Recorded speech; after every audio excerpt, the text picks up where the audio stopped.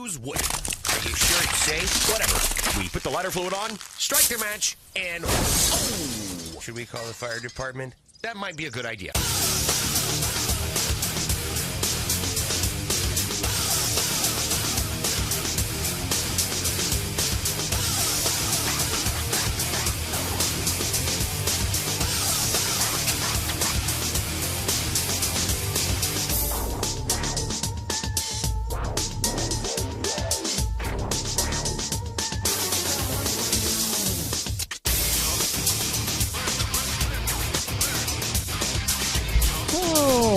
Gang, welcome to the Wednesday edition of the Really Big Barbecue Central Show.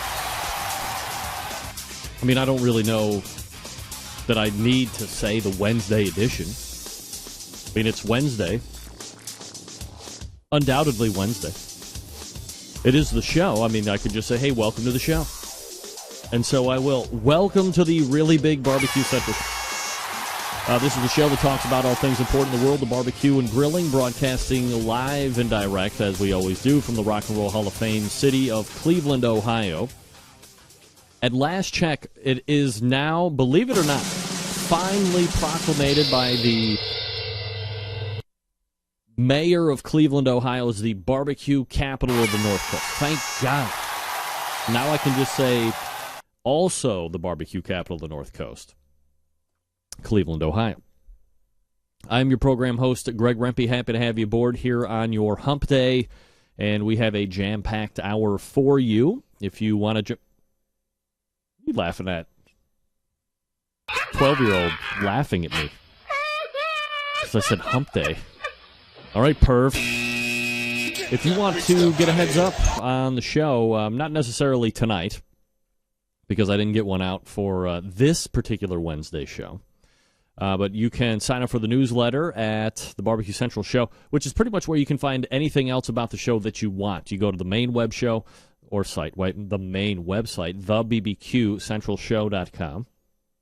You going to bed? Come over here. This kid just loves to get on camera. All right, good night. You can find out anything you want to know about the show. You can find out how to sponsor the show. You can find a little bit more about me. You can find an extensive list of archives. You can find the Ask Dr. Barbecue link that is now up there page-wise. Sponsors, links, all that stuff you can find right at the website, thebbqcentralshow.com. Once you get on the main splash page, off to the top right, there's a little thing that will ask you for your email address. That's the newsletter. That technically goes out every Tuesday, and I just kind of got to get in that habit to also drop one out on Wednesdays as well, because we're doing it twice a week now. Coming up on the show in about 12 minutes from now, or a little bit sooner, depending on what I have to talk about, Ray Lampe and his weekly Ask Dr. Barbecue appearance. Hello? And if you would recall, a number of weeks ago now, back when the show was only one day a week, we were also doing, we were doing a fundraiser for Operation BBQ Relief. They were holding a class, which actually transpired this past weekend at the American Royal. HAwg with a Heart. It was a $1,500 entry fee. You had to get yourself there. What the hell is going on with my earpiece? You had to get yourself there, but once you were in, some people probably were just going to be competing so that, maybe they bought into I don't know exactly how it was. However, on this show, we offered, it was like $27 a ticket or whatever it was. We did it for 3-4 weeks, and once we hit the threshold, we were able to draw a winner, and one of those winners was Phil McGrane, and then, out of the vast kindness of his heart, David Marks, who is the marketing and social media guy for Operation BBQ Relief, said, this has been a great success. We raised just shy of $500, which to me was disappointing, I got to be honest. But $500, whatever. So we sent that over. He said, you've been so great to work with and partner with the show on various different opportunities, and you've had, Stan and Jeff on at various points in time when big things have been going down or big things are coming up with Operation BBQ Relief. Draw another name. So we actually did 2 winners for that fundraising event. And Kent Wheelis, longtime Centralite as well, was in the mix for that. So 2 people got to go to the HAwg with a Heart class, saving a total of $3,000. Which, on one hand is a tremendous savings. On the other hand, again, a little disappointed with how much we were actually able to, generate. Would have liked to have at least paid for one class. But whatever. Dave's good with it. Dude's loaded. So I said, hey, if you win, the stipulation was you got to get yourself there no matter what. But once you're in, you're in. You're going to get wined and dined. You're going to get all this great whole HAwg information. It's going to be fabulous. And the caveat to all of this, aside from getting there, is you're going to have to come back on that following Tuesday or Wednesday. Well, it was going to be Tuesday, but you have to come back on and talk about your experience on the show. So Phil and Kent both locked in for the last part of the show tonight. And we'll kind of recap what their experience was at the HAwg with a Heart class at the American Royal. I believe Phil actually competed. Kent maybe did too. Maybe Kent did not. But I believe at least Phil did, because I saw him pulling the cooker as he was leaving. Got a bunch of pictures that we can look at as well while we're talking. So really looking forward to kind of getting the recap on all of that stuff. And what else can you say? Operation BBQ Relief coming through strong in a great way and on many different levels. All right, if you missed the show last night, you should go back and grab the archive. We talked with Darren Worth from Iowa Smoky D's. We talked about his big win at the American Royal Open portion. Tuffy Stone won the Invitational. However, he's evidently unavailable for the show anymore. Bad karma there. Bad karma. Darren kind of broke down the weekend, how their year is going. Maybe some new trends that he is seeing, some things that maybe he is not a fan of as it sits with Competition Barbecue right now. So definitely go back and grab the archive. You can subscribe to the show through iTunes. You can get the feed right there on the main website, thebbqcentralshow.com. For ease sake, you can just go right to that website and get the archives. Just click archives so you can listen to it audio-wise. I also put the show up on YouTube, video-wise, if you're watching video. You can see it right here. And then you can also get it on Roku, those IP television. So, you can get the show. If you miss anything on the show live, you can always get it in some form of replay or podcast. Indubitably, you can get it there. So go back and check out Darren's interview. Then we talked with Fast Eddie, Ed Marin, from pelletcooker.com. And, for him, it's trade show and a cooking event, although he self-admittedly was kind of down in the calls, down in the ranks of overall finishes. Then we talked at 10:14, we talked with Dave Bosca, who finished 4th overall in the Invitational. And we closed out the show with Fred Bernardo of Tasty Licks Barbecue Supply, a proud sponsor of this show. So is Dave, by the way. So, again, if you missed it, grab it. Go get the archive. You won't be disappointed. And I think you'll be very happy with how the whole thing will transpire for you. There you go. All right. Let me quickly remind you, if you are somebody that has a barbecue or grilling service or product or something ancillary around that deal, it doesn't have to be, focused on, anything specific. If you're looking to get into what we call target marketing, this show is something that should capture your attention. We podcast to a audience that is really into barbecue and grilling, anything that has to do with it, even jewelry. And if you have always thought about ways to get your product in front of a vast audience, somebody that is achieving, 40,000 plus downloads a month, somebody that is getting, anywhere from 200 to 300 live connections every night he does the show live. This is a vast array of people, an eclectic group or bunch, if you will. And it's for what I could charge, it's a nominal fee to join. It's month to month. There's no long-term contract, so if you want to try it out for a month, it's not going to break you. You're just going to get a lot of exposure. Can I guarantee sales? Absolutely not. I can guarantee reads. I can guarantee logos. I can guarantee me being very excited to partner with you if you meet my requirements, because I don't just partner with anybody. It's not just about the money with me. It's about integrity and honesty. That's why most of my advertisers have been with me really since the beginning. So if you're interested, drop me an email, greg@thebbqcentralshow.com. That's greg@thebbqcentralshow.com. I'm happy to talk with you on the phone, correspond through email. We can do a Skype call, however you want to do it, and I can fill you on the specifics of what it takes to partner with the show. You'll be very happy with it. You might think like everybody else, short-term thing turns into a long-term thing. You tell me.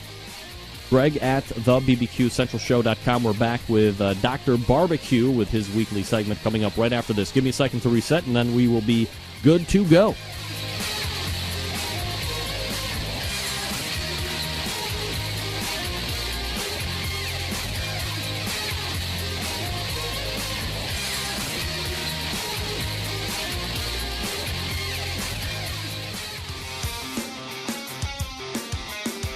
Broadcasting live from the Barbecue Central Radio Network studios in Cleveland, Ohio. You're listening to the Barbecue Central Radio Show. Once again, here's your host, Greg Lampe. All right, we are back. 877-448-0433 is the phone number. If you want to jump in, email Greg at thebbqcentralshow.com. Those are the two ways to get in touch with me. I'm hoping next week we have, the really produced blah, blah, blah intro that I'm hoping for with graphics and all that stuff for the good doctor here. But why don't we go a little old school here and bring it back here? You know what I'm talking about. Here it is. Here we go. Ladies and gentlemen, it's Ask Dr. Barbecue. Ray, how are you, buddy? Good. I'm very happy to have you in here. Now I'm going to have to redo this goddamn screen. My computer shut down last night in between uploading the Tuesday show. Every once in a while, it decides that it wants to do some type of a wacky, I'll shut down, I might be overheated type of a thing. It's very odd, but nevertheless, we got you back in here. We got your graphic back up, which is most important. Now, look, I'm no, let's call it detective, Ray, but I'm going to guess you are on the road somewhere, potentially in a hotel room. Am I correct in that assumption? Yes, I am. All right, I'm in Baton Rouge, Louisiana. Oh, the dirty South. Oh, my God. It's so fun to be here. People are so nice, and the food is so good. I love Louisiana. What are you doing down in Baton Rouge, Louisiana, exactly? I am in the midst of cook-off before kickoff. We did, I don't know if I told you about this thing, we did 125 recipes for a bunch of college football teams and pro teams, and then we shot 107 of them on video. Cookoffbeforekickoff.com is the website where it's all at. And every week we match up to it. It's Sam's Clubs is involved, so that's what we're doing now. We're out in the field.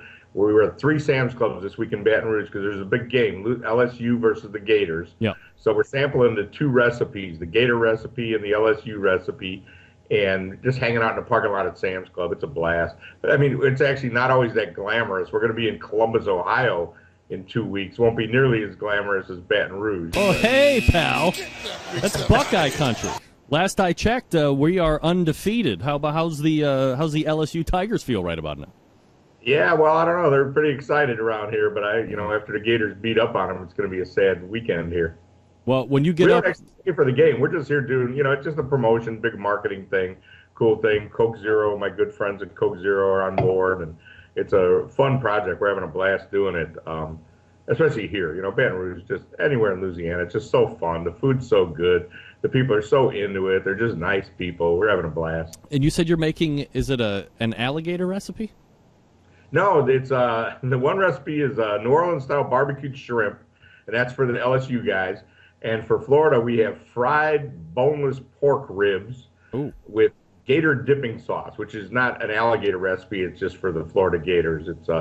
It's Hidden Valley Ranch and barbecue sauce and orange juice. See, I'm so programmed with this, I can't say ranch dressing without giving you the full brand. Is boneless pork rib also a Western rib that we would find at some grocery stores, or are you taking the meat off the bone?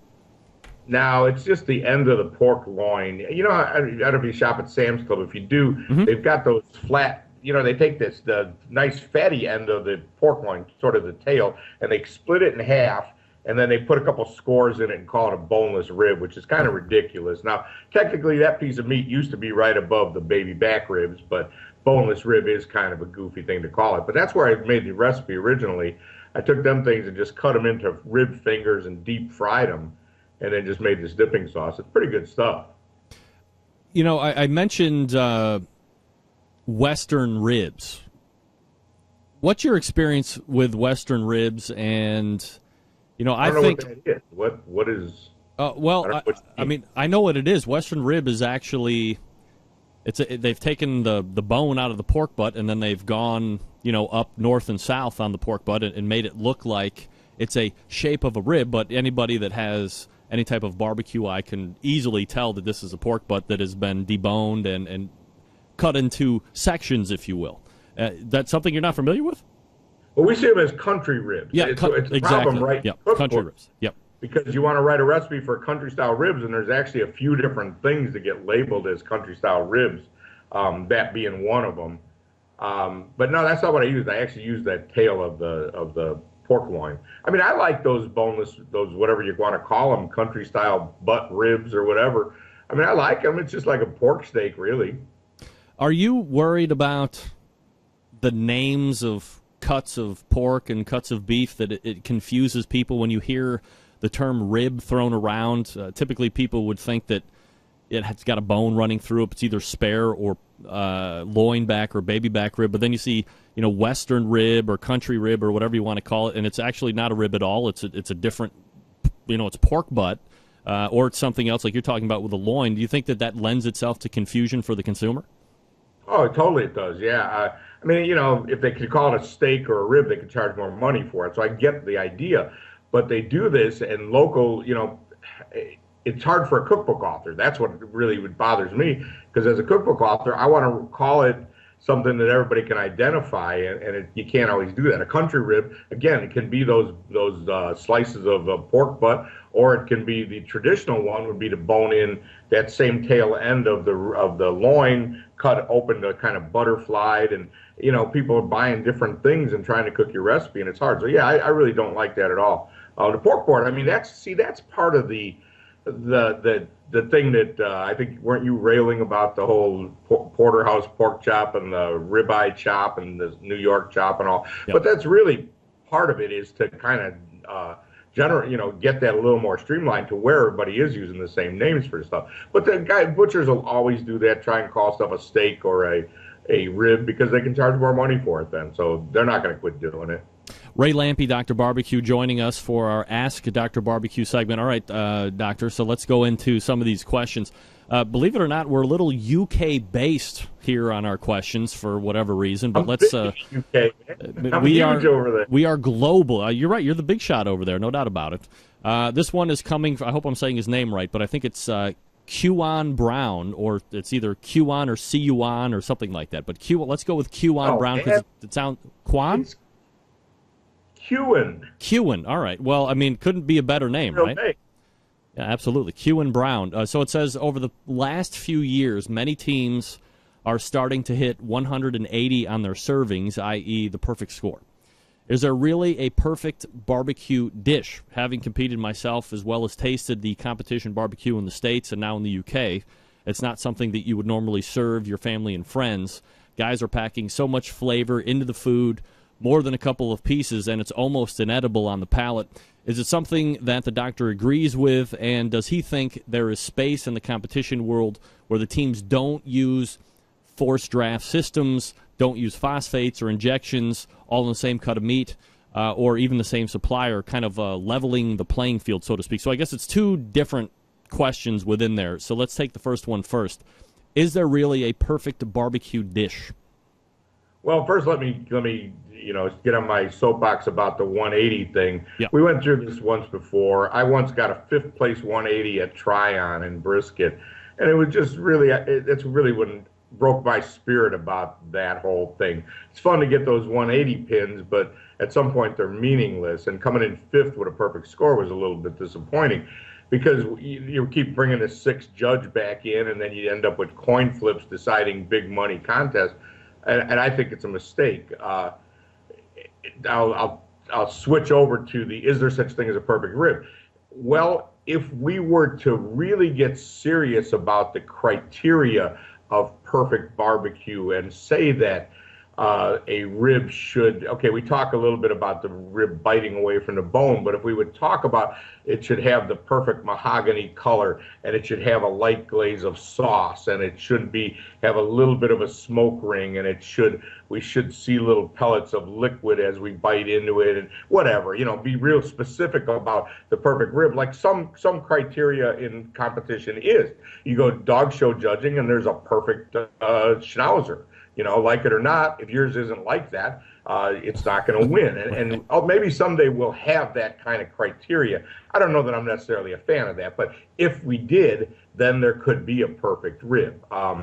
With the loose arrangement for judging now, I don't know. I think it's a mistake because it really hurts the tie breaking. I know I kind of wandered around there with that answer, but is there such a thing as a perfect rib? Yeah, I guess there is. But there's not one twice a week in every contest in the country, and I think we're headed that way. All right, the second part of that question was, do you think there is space in competition where teams don't use, a lot of the modern conveniences? Let's say, probably like when you first started competing, and like you, Fast Eddie, Dirty Dick, all those guys, no forced draft systems, not injecting, all using, similar cuts of meat, not going to the specialty or the artisan suppliers to kind of level that playing field. And kind of, to his point, maybe we've kind of seen a very small reemergence of that in some of those, back to the basic competitions that we saw towards the end of last year. Well, yeah, it's a nice thing to talk about. However, I don't know that we're headed back that way in the mainstream barbecue competition. No way. Was it a mistake to let it get this far? Maybe it was. I remember watching guys with Jeeps on the ESPN one day, and they were going over these big mounds of giant boulders, and I saw the guy, he had a spotter showing him where to turn it, talking to him where to turn his wheel, and I thought, well, doesn't seem fair. He should have to drive it. And then the spotter pulled out a rope and hooked it on his bumper and was yanking on it to help him from falling over, and I was like, well, that's just wrong. But in their world, that seemed normal. And I'm sure little by little it evolved to that. When I watch a dog show and I see the guy holding up the dog's tail, that just seems like bullshit to me. If the dog's tail doesn't want to be up, it shouldn't be up. But I think that's the nature of hobbies. It evolves over the course of time, and this is what guys want to do. Should we have put rules in along the way to maybe limit some of this stuff? Oh, maybe. Let me tell you about the first forced air draft I ever saw. It was a guy named Buddy Rogers. Not Rogers, what was his name? Buddy and me, Richardson from Tennessee, Chattanooga or somewhere over there. Buddy was a Memphis and May cook, but Buddy was a tinker. He was a pilot and he made stuff. Him and Cliff Weddington of Oink, Cackle, and Moo passed away this last year. Old-time barbecue guys. These guys were taking the little fans out of computers and putting it down in the bottom of they had these fire rings down at the bottom, kind of like the Jed Masters, and they took the little computer fan out, and they bought the little $35 Robert Shaw thermostat, and they made the first forced air draft things I ever seen. Matter of fact, Mr. Cliff, I think, had a blow dryer. And he had the Robert Shaw thermostat and the blow dryer, and it would blow on his fire. Well, nobody thought at that point, hey, we better outlaw this. We all looked at it and said, wow, that's pretty cool that they tinkered with that and built that in their yard. Well, now it's become mainstream and everybody uses them. I can tell you that when I was first starting, the critical thing to learn how to do to cook good barbecue was keep your temperature steady all the time. And it wasn't easy with the pits we had. Now, everybody does it. There's no such thing as, if your temperature is all up and down, you don't even have a chance because everybody else there is right on temp. The phosphates and all that stuff, I don't know. I've been an evil prick using a bunch of that stuff and taught a whole bunch of people how to use it back in the day. So it's hard to be against it now. Darren Worth actually busted me one day. I was bitching about the money muscle thing. And Darren said, well, hell, you're the guy that taught me how to do it. We didn't do it quite as extremely as it did now. I used to butterfly them, and you would get a few muscles down there at the end. But Darren, kind of bitch slapped me and said, you're the guy that taught me how to do it. Now you're against it. So I have a hard time speaking out against it. Oh, do I wish it didn't go quite as far as it has? Yeah, I guess I do. But as far as, okay, we've got about 1,000 barbecue contests where pellet cookers and injections and stuff are legal, and we've got 2 or 3 where it isn't. I don't see that swinging too far anytime soon. Yeah, me neither. Dr. Barbecue, Ray Lampe, joining me here on the show. If at a future show you want to submit a question to us, you can go to askdrbbq.com. That's askdrbbq.com. You'll be redirected to the show page, and you can either email me or you can email Ray. You can leave it right there on the post, and we'll mix it into a future show, which brings us to our next question here. Ray, from John Pierce, a fellow alcoholic of mine from England, by the way.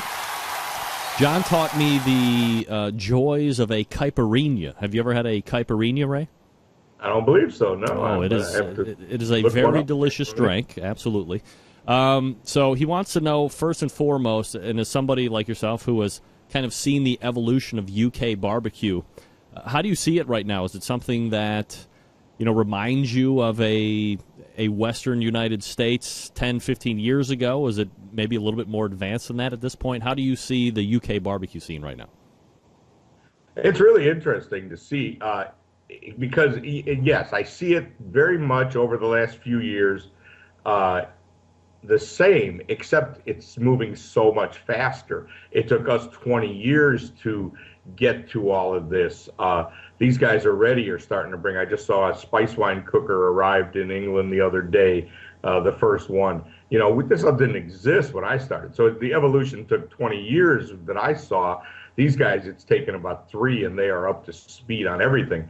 I did a class there, did the first ever barbecue cooking class in England a year and a half ago, and I showed them all of this stuff, and so they were all kind of aware of it, the phosphates and of course Blues HAwg and the things that we were using over here and the ridiculous chicken poaching thing, but they'd all heard about that already because of the internet, of course. You got to remember 20 years ago, we also didn't have the internet. Yeah, correct. So I had to actually drive to Kansas City and see Fast Eddie to talk barbecue with him.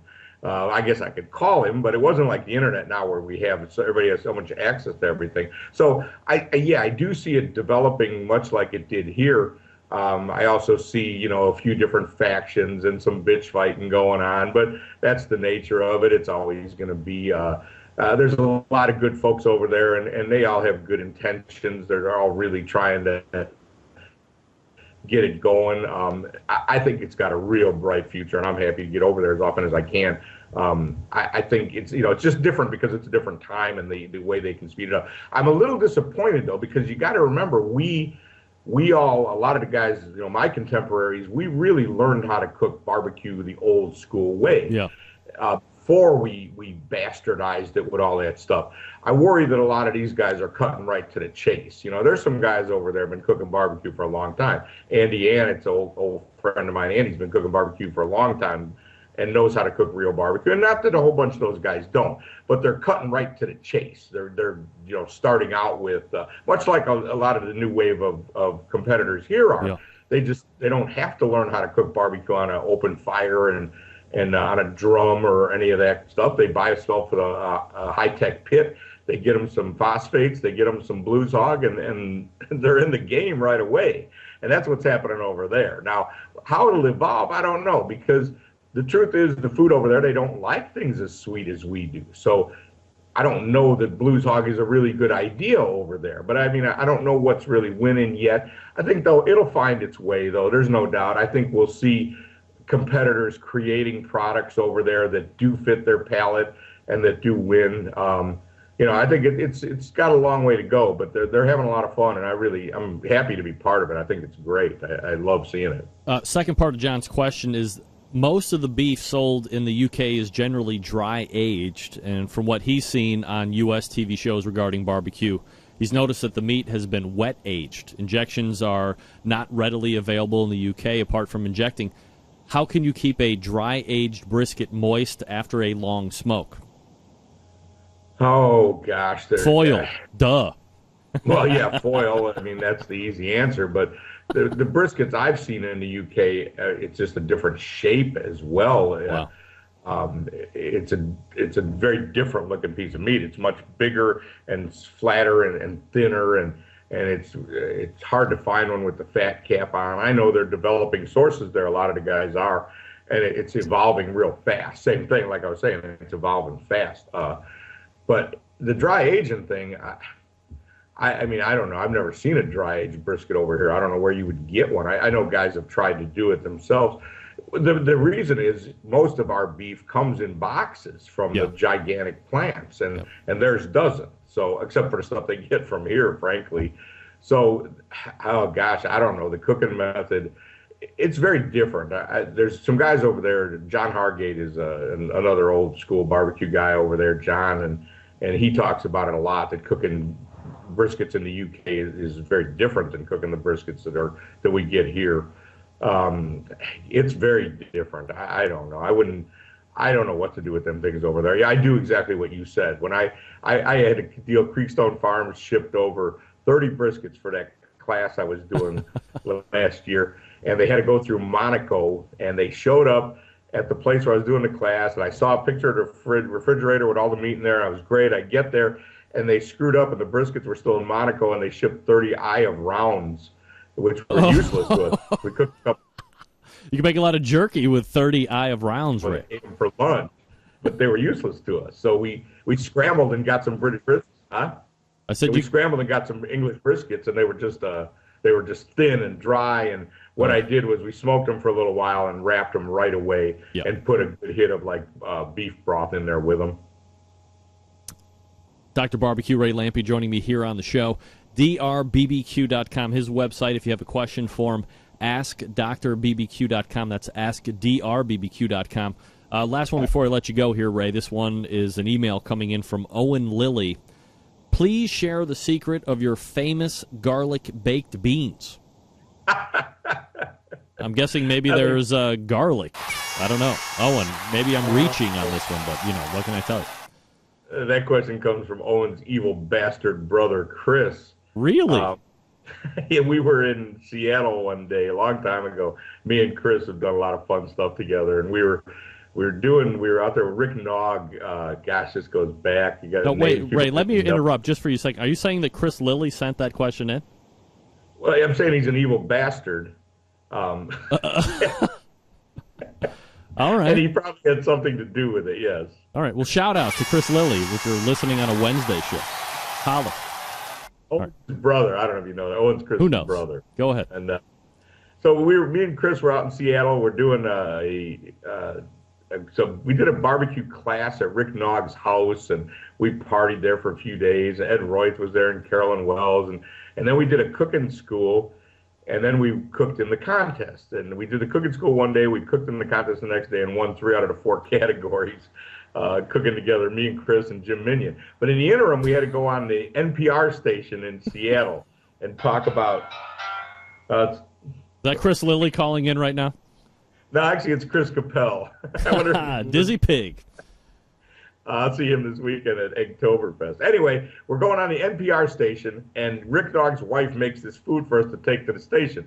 And we get there, and we've got some pulled pork that looks good, and we've got some baked beans that have, a ridiculous amount of dehydrated garlic in there. It just looks horrible. It looks like sesame seeds in it or something. It just looked nasty. And we're in the lobby looking at the food. Chris and I were like, oh, my God, they're going to eat this and think we made this, because you wouldn't put a shitload of garlic in your beans anyway. But it was so we get in the NPR studio, and we're talking, and it's very funny because the guy talks like an NPR guy. And Chris doesn't want any credit for these beans, so he immediately, early on, says, Ray, why don't you give them your recipe of those special garlic beans? He completely screws me. And I had to claim the beans, which sucked. So that's the story. Now, thanks, Owen. I don't think anybody realizes the best part of that story is the fact that it's you, it's Chris Lilly, and it's Jim Minion. If people have any idea of the history and the evolution of barbecue, I mean, literally 3 of the biggest names ever in the land. And I think... while you and Chris have seen a lot of TV time and have been able to kind of raise up to the next level, Jim is kind of, I don't know if he shied away from the limelight or he just kind of hasn't made it. But, if you've ever heard of this thing called the Minion Method, which is literally the most popular way of firing any wood or charcoal fire cooker, I mean, that's the guy that actually came down with it. He's a big deal, right? Oh yeah, Jim's a really good barbecue cook and a good friend of mine. Yeah, Jim had kind of put the whole deal together for us. It was a good friend at the time. We didn't even let him cook anything though, because Chris and I each cooked 2 categories. Jim was like our runner. I mean, you're right. Jim's been a very accomplished barbecue cook, and yes, did invent the Minion method. And we don't see him much. I talk to him once in a while, but we don't see him much online anymore, so people don't even know what that is. But yeah, that's really a guy named Jim Minion. Yeah, I've been lucky enough. Chris Lilly's a good old friend of mine. We've done a lot of fun stuff together, and Jim and a lot of the old guys we're lucky. We did a lot of fun stuff together, and those are my contemporaries. We don't get around that much the barbecue circuit anymore, but those are certainly my friends. Absolutely. We're talking with Ray Lampe, Dr. Barbecue, in his weekly Ask Dr. Barbecue segment. If you're interested in submitting a question, we got a lot more coming in that we'll be able to answer over the next couple weeks and months. AskDrBBQ.com. That will redirect you to the main site where you can ask questions either through that particular post. You can email them to me. You can email them to Ray. You can Twitter them, however you want. Next week, just so you're aware, Ray, we're going to be talking about temperatures to cook briskets at. So, hone the skills, get back, and we'll see you back here next Wednesday, all right? And I'll be at home. I won't be in some flea bag hotel room. Hey, well, it doesn't look like a hooker is going to walk through there at any second, I swear to God. It doesn't. So at least you got that going for you. But we'll talk to you again next Wednesday. All right, thanks, man. Good talking to you. All right, Ray. Take care. There he is. Main man, Ray Lampe, drbbq.com. That's drbbq.com. And because we don't have any sponsor, I don't roll into a read. I will give you transition music. Because you can find out more about Ray Lampe. You can submit your questions to me, Greg, at thebbqcentralshow.com. If you want to do that, just in the subject line, put Ask Dr. Barbecue. You can tweet them at me, at BBQ Central Show. And then you can go to AskDrBBQ.com and submit them through there as well. Many different ways to do it. All right, we're coming back with the HAwg with a Heart recap with Kent Wheelis and Phil McGrane right after this. Stick around. We'll be right back.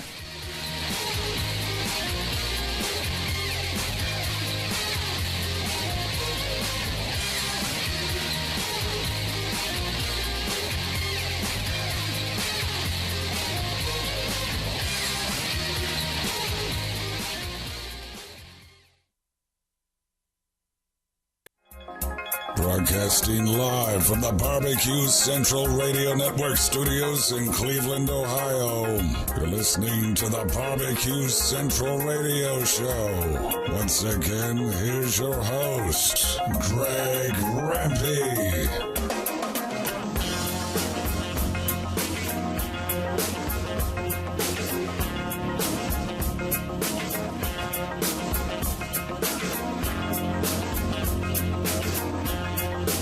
All right, we're back, 877-448-0433, Greg at thebbqcentralshow.com if you want to jump in tonight. Thanks to Ray Lampe for the Ask Dr. Barbecue segment, which appears weekly here on the Wednesday edition of the show. And if you have any questions for him, email me, Greg at thebbqcentralshow, and in the subject line, put Ask Dr. Barbecue. You can also go to the website, askdrbbq.com. All right. Well, I can tell you right now that Skype has no problem with wreaking havoc on my new users, Kent and Phil McGrane, saying that they haven't uploaded or updated to Skype 5.0 and are hammering them right there in front. How dare you, Skype? How dare you, Skype? All right, but nevertheless, let's head over to the hotline so we can get some recap of the HAwg with a Heart class. We go to Kent Wheelis and Phil McGrane joining me here on the show. Gentlemen, appreciate you joining me tonight, and let's just start with Kent, since you're first one on my screen here. Come clean, Kent. Do you not have Skype 5.0 or higher? I mean, hell, I downloaded it last night, so...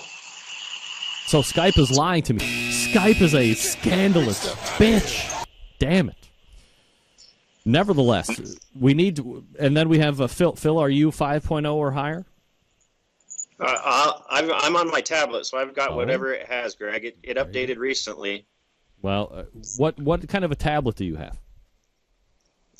Galaxy. Ooh, Android. Wow, you're risky compared to a lot of those other tablet buyers out there. I'm a big Android fan, by the way. All right, so let's go ahead and get at it here. My next two guests, they won their way on the HAwg with a Heart class that was held this weekend at the American Royal. If you recall, we ran a raffle for tickets about a month or so ago, raised just shy of $500, Operation BBQ Relief, the benefactor.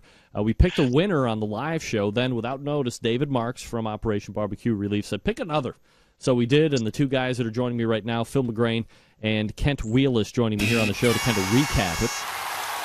Ken, if we could start with you briefly, a little background about yourself. Are you a competition cook? If so, how did you get into it? And then we'll kind of get into the class from there after Phil answers.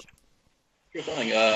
We started cooking, I guess, about 2007 with another team. A little different setup here in Texas. It's a head cook and assistant cook, so I started there. A really accomplished team, learned my way through it.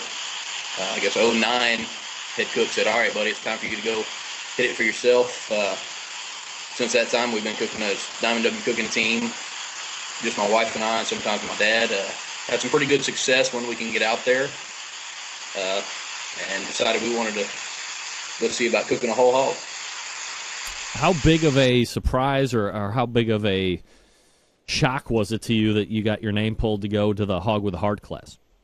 Well, being the second guy was huge because I heard Phil's name get called. I said, all right, good deal. And then David said, draw another one, and I went, oh, hell. And then I think we all remember my response.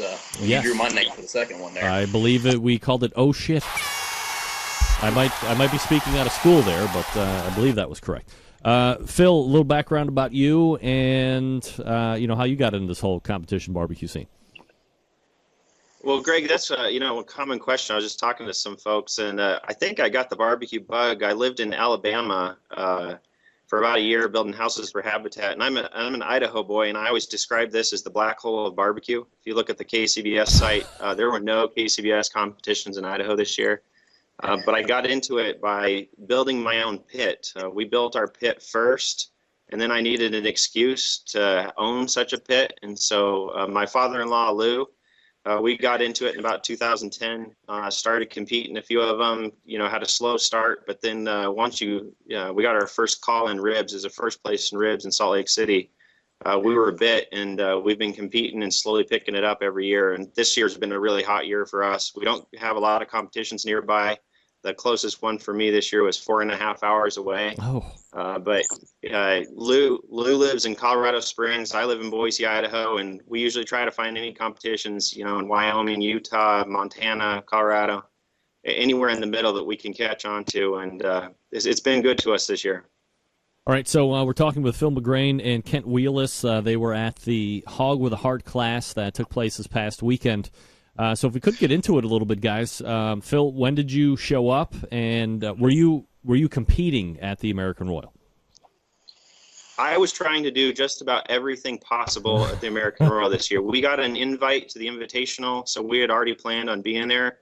That made doing the class easy, but it also, by having the class, that added some extra time in terms of getting away from work and whatnot. So I did the drive in about 2 days, but it was one really long day from Wyoming all the way to Kansas City the night before. So I got in late on Wednesday, and then I tried to get to the class as early as possible.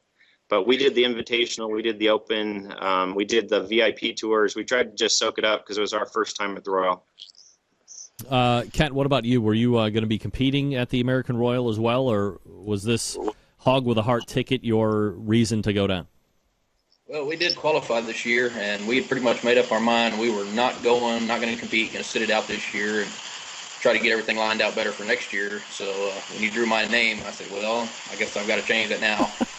It was too late to get entered, obviously, so I actually went and helped my buddies out with the Burnt Bean Company, ran boxes for them, and just kind of took in the whole experience and kind of got the lay of the land. So it really worked out good for me. I'm ready for next year. I've got it all figured out now.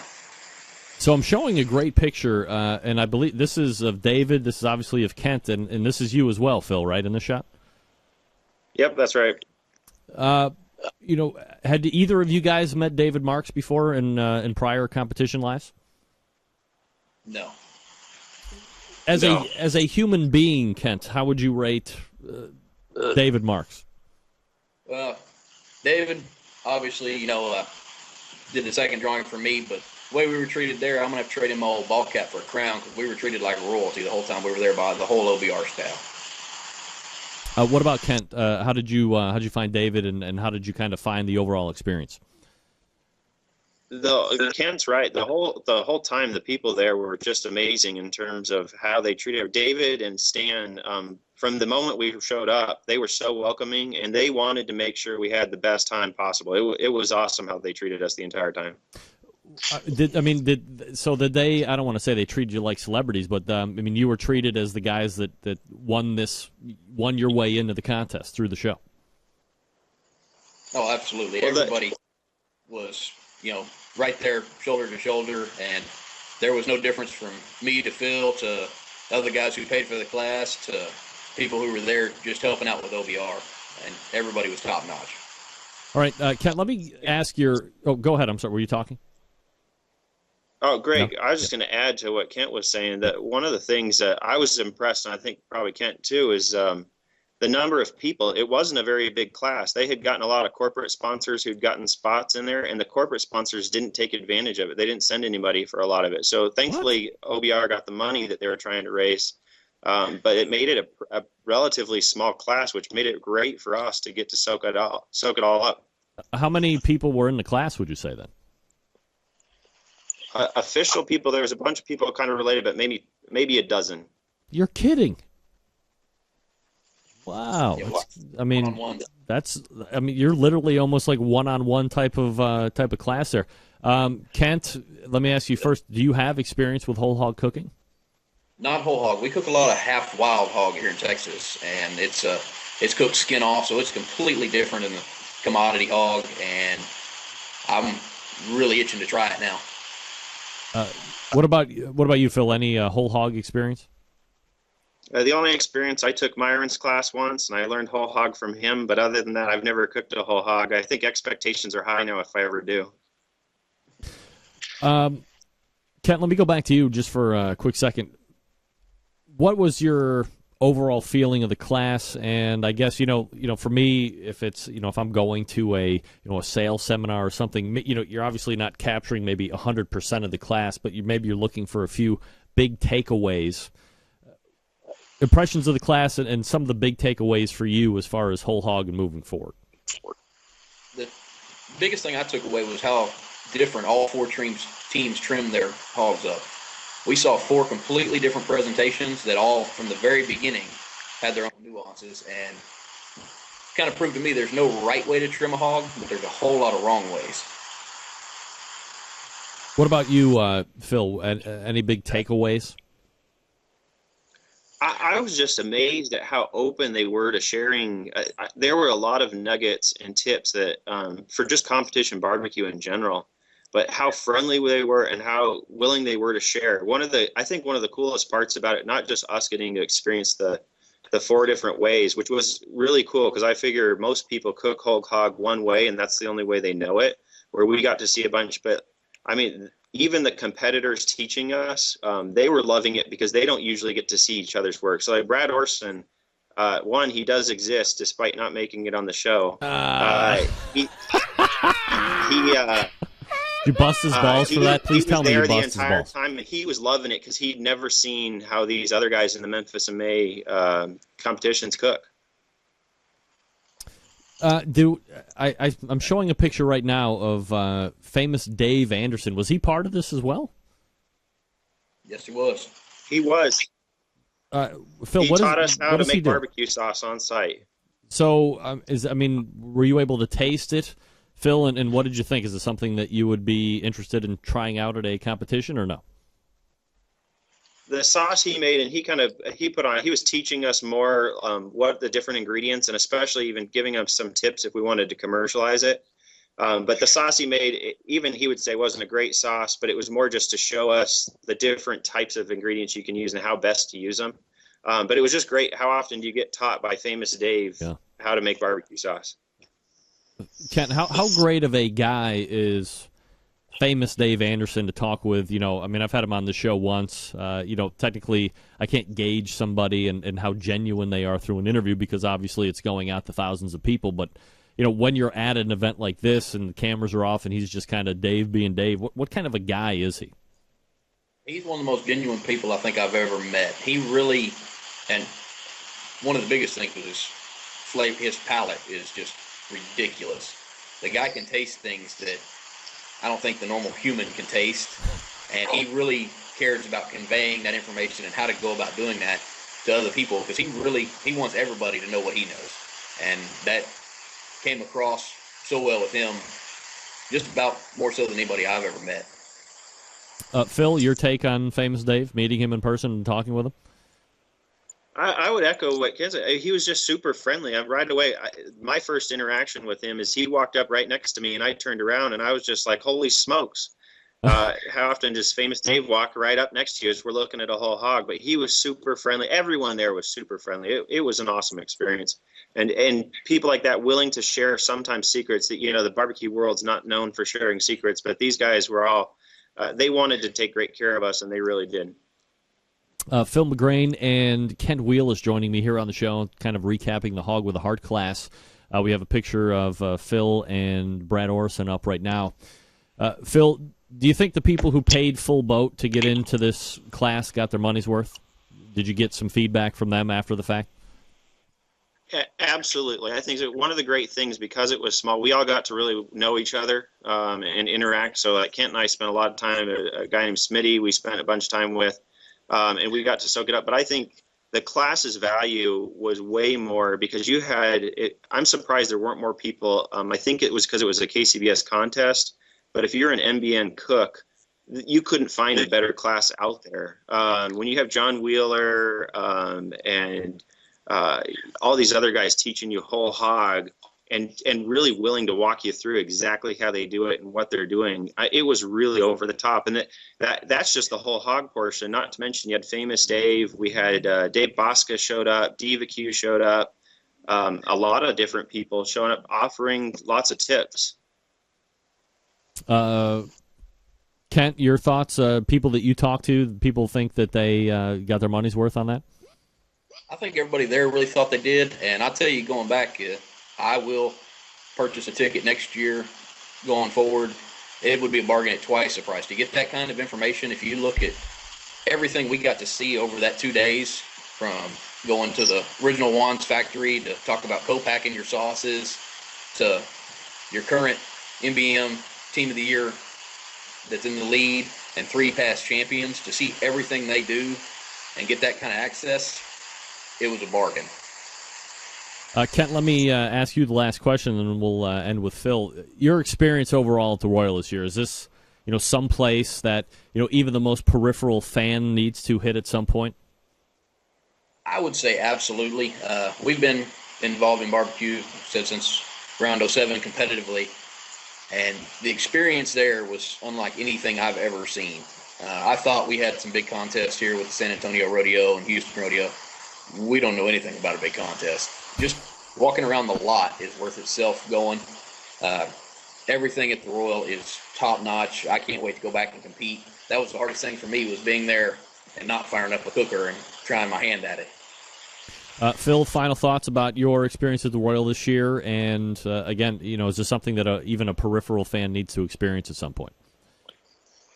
I think so. I think it should be on everybody's barbecue bucket list because it is so over the top, and there's nothing else that's even remotely like it. The experience was amazing. I've been trying to describe the size and the parties and stuff that were going on, but you just can't describe it until you experience it. And there's few places that have so many barbecue vendors and soaking up barbecue there. And one of the things I'll just add, kind of a closing thing, is the people at Operation BBQ Relief, they are awesome. The things they did, not just for us, but for everyone there.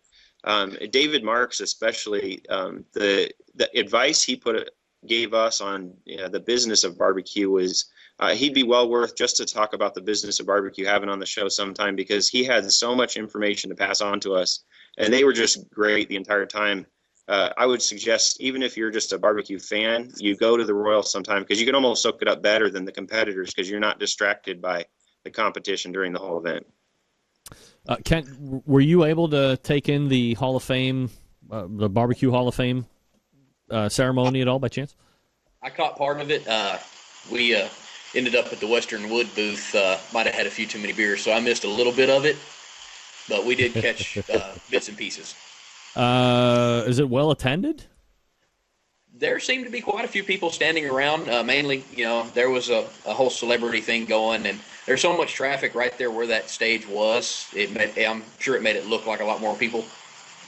Do you have a Kent Wheelis thumbnail count?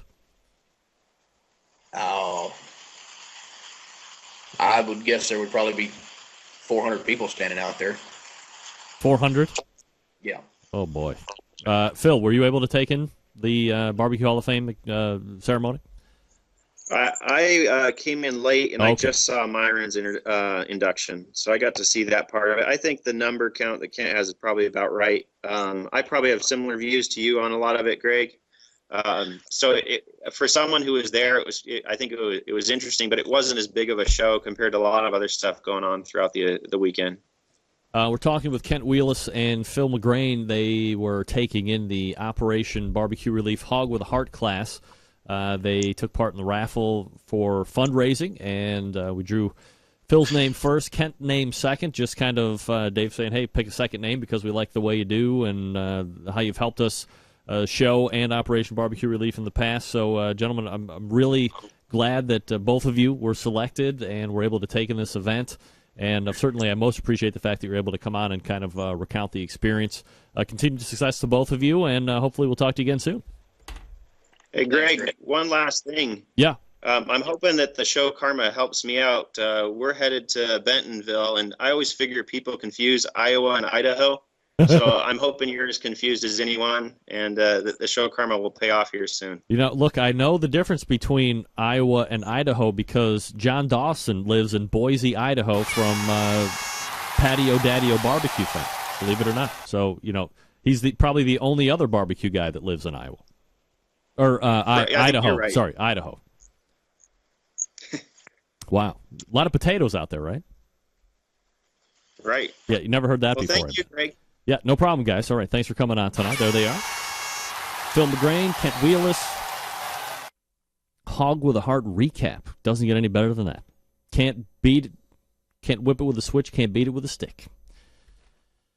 Who said that? Did Kent say that it would be well worth the price at $3,000?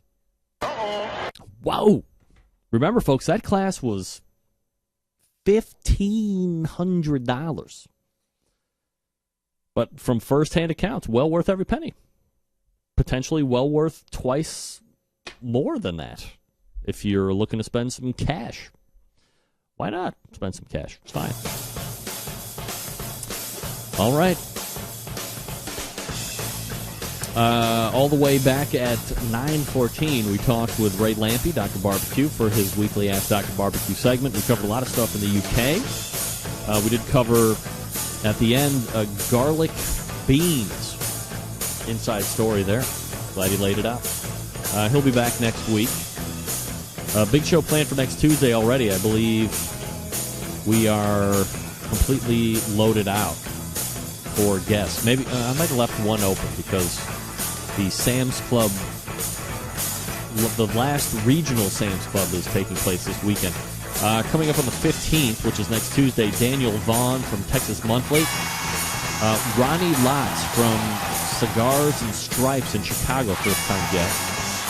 My favorite recurring guest, semi-recurring guest, Ted Reeder, is also in.